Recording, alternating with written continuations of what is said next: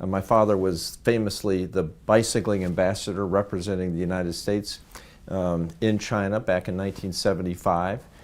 He saw China, at one of his darkest. And so over the years, he kind of monitored the relationship. When he was at the UN, he welcomed the Chinese delegation into the UN. When he was a CIA director, he kind of understood from that hat that he wore, China, became vice president and president. His first trip as president was to China. He had 6 conferences where he and his team were the organizers from the U.S. side, and Li Xiaolin, the head of the People's Friendship Association, organizer from the China side.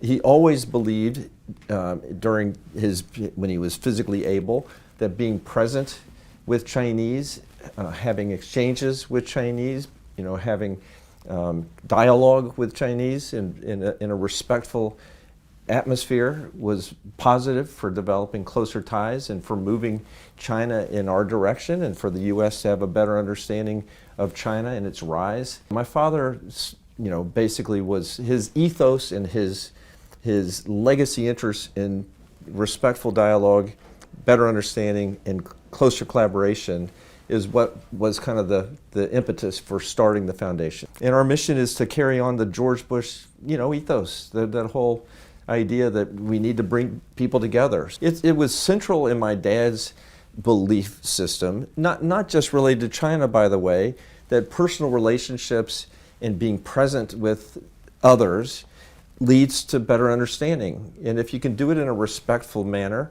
then ultimately you establish friendships, and those friendships guide policy and guide behavior.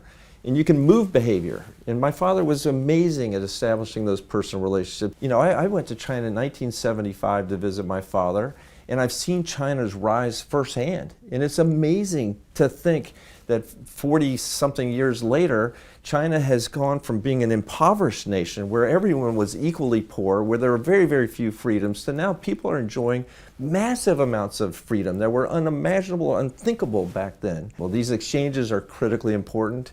And sadly, there's been barriers thrown up because of the fear-mongering and the demonizing of China from the U.S. perspective. Generally, it's a little, right now it's a little harder for American people to be comfortable exchanging with China because there's just this irrational fear that's been raised in their minds about China. We need more exchanges. Those exchanges have been made more difficult, but hopefully the ice is melting and we'll be able to have warmer relations, over time.